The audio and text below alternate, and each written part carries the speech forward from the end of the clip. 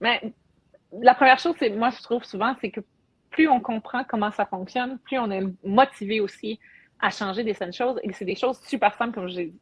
Moi, je vais vous montrer un truc. S'il y en a qui ont, je ne sais pas si vous les connaissez, ces balles-là, les balles TRP, c'est les Therapy Balls. C'est les balles d'automassage qui sont, j'en ai 3 sortes ici, mais ça, c'est les 2 petites qui sont vendues dans un sac. Sont fantastiques. C'est des balles qui sont vraiment faites pour le massage. Ils ont une texture.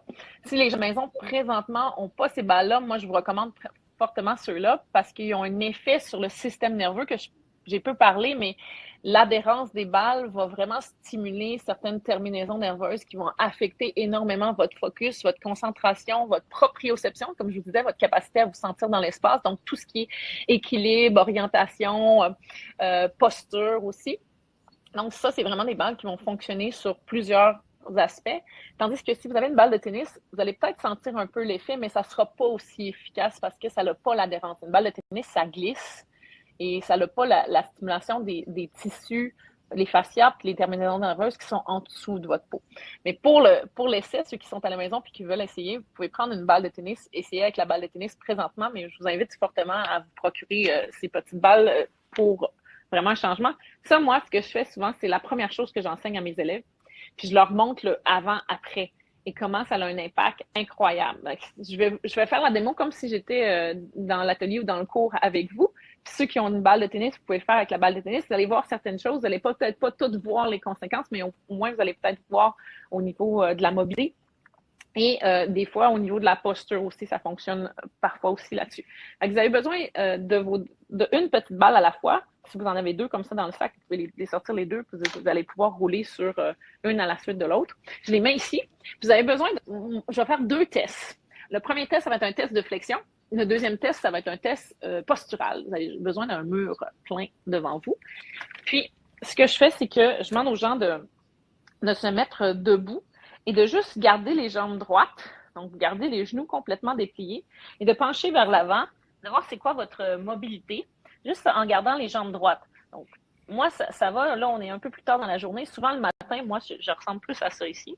Là, j'ai un petit peu plus de mobilité, puis je suis capable de toucher le sol. Le but, c'est pas de toucher le sol.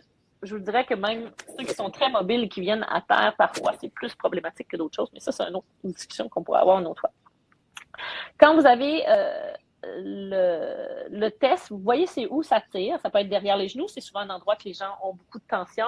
Ça peut être dans le dos, dans le bas du dos. Ça peut être dans la colonne. Des fois, une main qui va plus toucher que l'autre ou une main qui va être plus longue que l'autre. Fait notez aussi les sensations. Notez si votre tête peut vraiment descendre. Mon oreillette est encore là. Est-ce que vous m'entendez? Ah oui. Allô, allô? Oui, oui, oui. On t'entend, ouais. Ouais, c'est bon. OK. OK. Mais je pense que ça n'a pas fonctionné. Ah oui, là, ça va. Je ne vous entendais plus dans mon oreille. Donc, notez c'est quoi les tensions, puis notez si votre cou est capable de relâcher. Souvent, quand il y a beaucoup de tension dans la chaîne postérieure, la tête va tendance à être plus relevée, ou le corps va relever, ou le dos va arrondir un peu plus parce qu'il y a tellement de tension dans tous les tissus qui sont connectés de la plante de pied à votre tête. Sachez que même les maux de tête vont être reliés à la plante des pieds aussi. Deuxième test, là, vous ne voyez pas au complet. Je peux relever peut-être ma caméra un tout petit peu. Vous allez au mur, puis juste un test. Ça, c'est pas un test postural qui vous dit que votre posture est parfaite. Par contre, ça vous donne un indice sur où vous orientez présentement dans l'espace. Là, vous ne voyez pas mes pieds, mais je voulais coller les talons au mur. Et c'est la seule chose que vous voulez coller au mur. Donc, si vous forcez, vous appuyez la tête puis vous forcez, là, vous utilisez plein de muscles pour vous maintenir sur la surface. C'est trop, c'est pas ce que je cherche. Ce que je veux savoir, c'est si vous collez vos talons, qu'est-ce qui touche au mur, qu'est-ce qui touche pas au mur. Donc, si je suis vraiment relax puis honnête avec moi-même, présentement, j'ai mes 2 talons qui touchent, ça c'est sûr. Est-ce que mes 2 mollets touchent et est-ce qu'ils touchent de la même manière? Ça, vous pouvez tester aussi. Moi, j'ai un mollet qui touche un peu plus que l'autre. Est-ce que vos fesses touchent? Ça se peut que oui, ça se peut que non. Regardez vos orteils. Est-ce que vous êtes en train d'appuyer dans vos orteils pour. Moi, si je pousse dans mes orteils, bien, c'est sûr que mon dos touche plus. Mais là, c'est sûr que j'active. Je fais un travail musculaire. Ceux qui sont En fasciite plantaire chronique, ce genre de choses-là, là, c'est souvent lié à ça aussi. Okay? Problème de fesses, problème d'orientation dans l'espace aussi. Là, on a tendance à venir griffer le sol puis activer la voûte plantaire puis le fascia plantaire pour se maintenir. Donc, on veut relaxer les orteils, même que si vous êtes capable de soulever les orteils, vous allez voir, c'est pas la même chose. Est-ce que mon dos touche? J'ai une partie de mon omoplate, mais j'ai une autre omoplate qui touche moins que l'autre. Okay? Donc, c'est sûr que c'est pas juste l'orientation devant-derrière, mais c'est aussi la rotation du corps. Fait que je sais que j'ai tendance à être un petit peu plus tournée que l'autre. Puis, est-ce que ma tête touche? Je vous le dis tout de suite, moi, ma tête ne touche pas présentement. Et si vous touchez, c'est probablement parce que vous forcez. Parce que la plupart des gens n'ont jamais la tête au-dessus de leurs épaules de façon naturelle. La plupart d'entre nous, on est vraiment la tête avancée. Donc, si vous êtes en train de pousser avec le menton rentré, double menton, abdominaux actifs, les griffes dans les orteils, c'est sûr que vous avez la tête au mur. Mais si vous relaxez, moi, ma tête est quelques... elle doit être à peu près 2, 3, même peut-être 4 cm du mur. OK? Fait que si je pousse, là, c'est vraiment ça. Ça me donne juste un indice, je suis où dans l'espace. Maintenant, je retourne sur mes balles. Je vais descendre l'écran pour que vous voyez un peu plus qu'est-ce que je fais. Un peu trop bas. Je vais même m'approcher. Je vais vous faire un super plan. Ça, c'est fantastique. C'est quelque chose que vous voulez faire idéalement au moins une fois par jour. Je dis souvent aux gens, si vous avez quelque chose à changer dans votre vie ou à masser dans votre vie, c'est vos pieds et votre ventre. Donc, les pieds, c'est la première chose parce que vous levez le matin et vous embarquez dessus.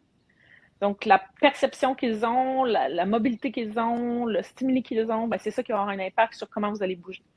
Donc là, je vais le faire les 2 pieds en même temps, mais vous pouvez faire un pied à la fois si vous sentez que c'est trop intense. Je vais ouvrir comme ça pour que vous puissiez voir, là, mais vous pouvez avoir les pieds droits et vous pouvez vous maintenir à un mur si vous le désirez aussi, si vous perdez l'équilibre.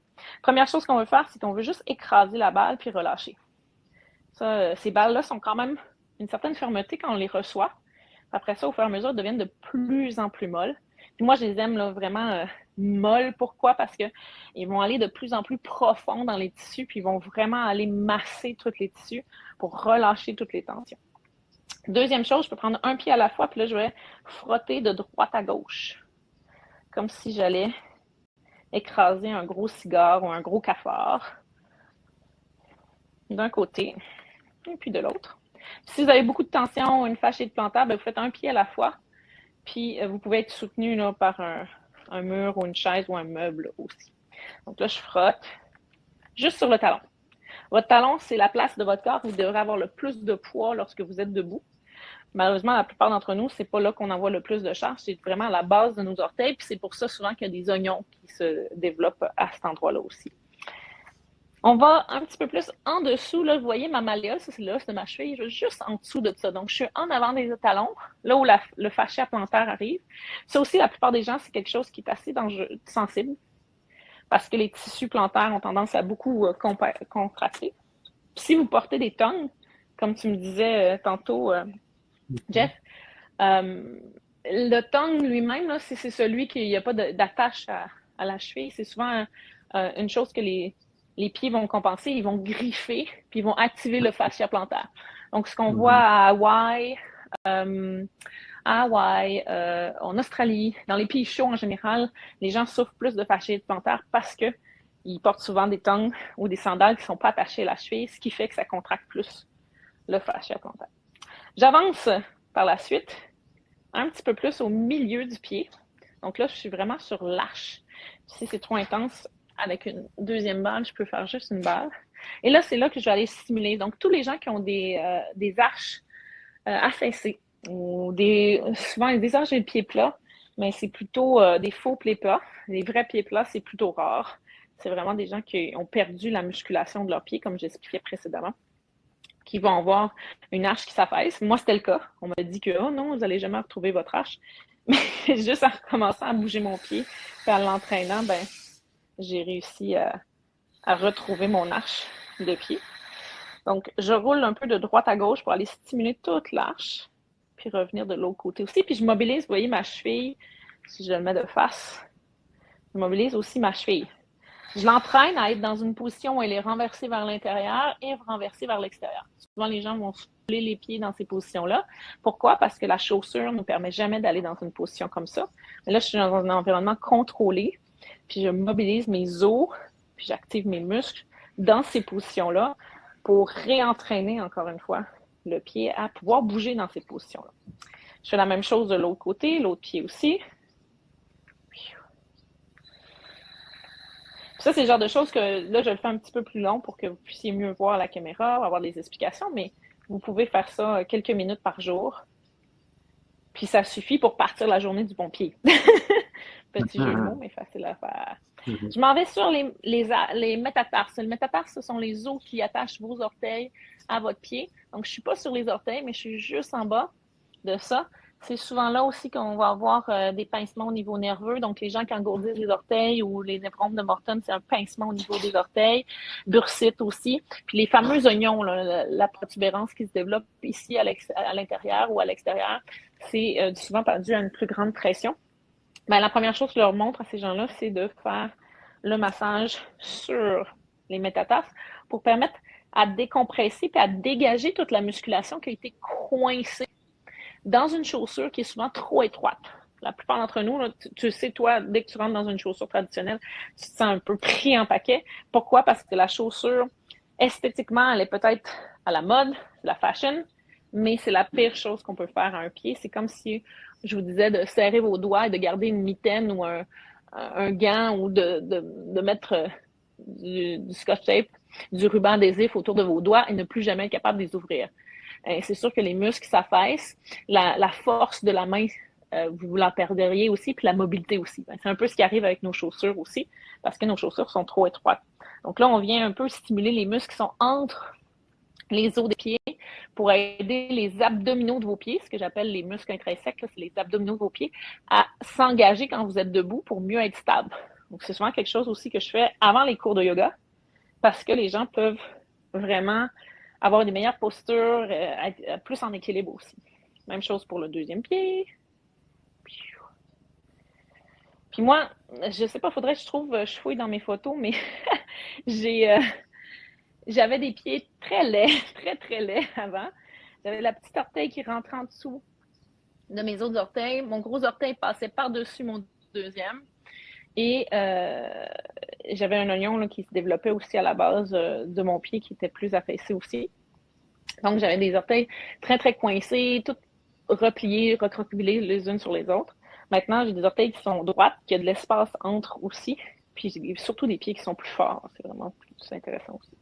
Dernier mouvement que je vous montre, c'est un mouvement sur le long du pied. Ça, c'est super facile à faire. Vous pouvez faire ça en vous brossant les dents, en coupant vos légumes. Moi, c'est ce que je fais devant mon bureau aussi. J'ai un bureau assis debout. Donc, j'ai des balles qui traînent, puis je peux faire ça aussi. J'ai des petites balles qui se promènent un peu partout dans la maison. Puis, les gens peuvent rouler leurs pieds à d'autres moments aussi. Si vous parlez au téléphone, vous avez une réunion Zoom, il n'y a personne qui va se douter que vous massez vos pieds en dessous parce qu'on voit juste le haut du corps aussi. Donc, c'est des choses que vous pouvez faire à tout moment de la journée. Il n'y a pas de loi, même que plus vous le faites souvent, plus ça permet de stimuler vos pieds, autant musculairement, articulairement que neuro aussi. Donc, ça aide sur beaucoup, beaucoup de plans aussi. Voilà. Je remets mes pieds au sol. Déjà, juste en déposant mes pieds, c'est génial. Je ne sais pas si tu roulais en même temps ou pas, Jeff, ou si les autres roulaient aussi. Mais moi, je sens déjà que mes pieds sont plus en contact avec le sol. Je sens plus facilement ma présence aussi. Donc, c'est l'aspect qu'on appelle neurologique de proprioception. Donc, je suis capable d'activer mieux mes muscles qui sont plus engagés. Je vais tester. Je vais reculer. Je vais vous redonner une vision plus globale. Je vais tester ma flexion avant. Vous voyez, ça va automatiquement, j'ai gagné. Tantôt, j'étais un peu plus sur le bout des doigts. Là, ça descend jusqu'à la paume des mains. Wow. Ça tire beaucoup moins. Ouais, moi, c'est assez évident, puis je le fais à tous les jours aussi. Là. Donc, vous voyez, ça a un effet très surprenant pour la plupart des gens. Si vous squattez, si vous faites des sports qui vous demandent une meilleure mobilité de la hanche, les gens qui parlaient au niveau des hanches, du bas du dos, juste le fait de masser vos pieds, vous augmentez la mobilité de vos hanches. Moi, c'est ce que j'ai fait. En vous demandant de faire ça, c'est pas les pieds que je teste, c'est les hanches puis le bas du dos. Donc, juste en relaxant les pieds, j'ai gagné en mobilité du dos. Donc, ça aide aussi aux tensions que vous accumulez aussi. Si je retourne au niveau du mur, je replace mes talons au mur. Même idée, ben là, je sens tout de suite que ma deuxième épaule qui était plus décollée est plus présente. Puis ma tête, ben j'ai environ, je dois avoir même pas 1 centimètre. À peu près, ouais, peut-être 1 centimètre. Mais c'est beaucoup plus facile ici. Je suis pas en pression sur mes orteils. Mes 2 fesses sont bien collées. OK? Puis j'ai vraiment beaucoup moins d'efforts. Si je veux pousser dans le mur, ben là, j'ai beaucoup moins d'efforts à faire que tantôt. Tantôt, j'étais vraiment plus avancée que ça aussi. Donc, qu'est-ce que ça veut dire? Ça veut dire que juste en stimulant mes pieds, mon corps est capable de mieux s'orienter pour être un au-dessus de l'autre, pour que la gravité fasse le travail et non que j'ai le niveau musculaire qui doit s'orienter puis s'organiser pour me maintenir debout aussi. Donc, ça, c'est juste avec quelques minutes de massage de pied. Donc, c'est vraiment un des exercices clés qui est partagé dans mes cours, dans mes ateliers, pour permettre aux gens de changer immédiatement leur vie. Et c'est quand même assez incroyable. Puis la plupart des gens, souvent, ils pensent pas à l'effet que ça va avoir sur tout le reste, tant aussi longtemps qu'ils l'ont pas essayé. Et le plaisir de le faire aussi. Après ça, le plaisir de marcher, le plaisir de bouger aussi, d'éviter d'avoir à toujours avoir ces symptômes, mais aussi ces béquilles qu'on crée comme les semelles ou ces choses-là. Moi, je fais de la rando. J'ai été au base camp au Népal, puis j'ai fait le mont Washington à quelques reprises aussi. Au Népal, j'étais pas en minimaliste. J'avais pas autant de travailler sur mes pieds. Donc, la descente a été extrêmement difficile. J'ai eu beaucoup de problèmes de genoux. J'avais pas de chaussures non plus minimalistes dans ce temps-là. Donc, mes pieds étaient plus pris. Donc, j'ai eu beaucoup de problèmes de genoux. J'ai fait par la suite 2 fois le mont Washington. Si vous ne connaissez pas, c'est quand même un mont qui est assez... qui a des températures. C'est une journée, par contre. Là, c'est pas aussi intense que Népal, mais la descente, ça descend sur des gros cailloux. C'est assez... c'est une bonne rando. Quand même une rando intermédiaire. Et même peut-être avancée pour certains. Je l'ai couru pour descendre pour des raisons autres, mais j'ai dû la courir pendant à peu près 2 heures dans des chaussures minimalistes et j'ai jamais eu aucun problème de genou. Donc, j'ai vu vraiment la différence avec ma rando aussi, puis mes genoux, dans des circonstances comme ça aussi, où j'ai vu que le fait de vraiment travailler mes pieds, c'était vraiment très payant sur le reste de ma structure aussi. Beaucoup moins fatiguée à la suite de la rando aussi, beaucoup moins de douleurs, ou le lendemain qu'on est courbaturé, beaucoup moins de courbatures aussi, parce que mes pieds travaillent en équipe avec le reste et l'équipe peut faire ce qu'ils ont à faire parce que mes genoux sont faits pour faire certaines choses, mes hanches sont faites pour certaines choses. Si vous limitez une partie de votre équipe qui devrait faire quelque chose et puis vous enlevez un joueur, ben c'est sûr que l'équipe doit compenser pour ce manquement-là et doit travailler d'une autre manière aussi. Donc, c'est un peu ça, l'idée. Pensez à votre corps à une équipe de foot si vous voulez. Vous pouvez enlever quelques joueurs, ils vont s'adapter, ils vont être capables de faire un jeu, mais ça sera peut-être pas aussi efficace, puis l'équipe va se fatiguer plus vite et il va y avoir des problématiques qui vont sortir au fur et à mesure parce que il manque un joueur à l'action, puis il manque la possibilité de faire tout ce qui est possible de faire aussi.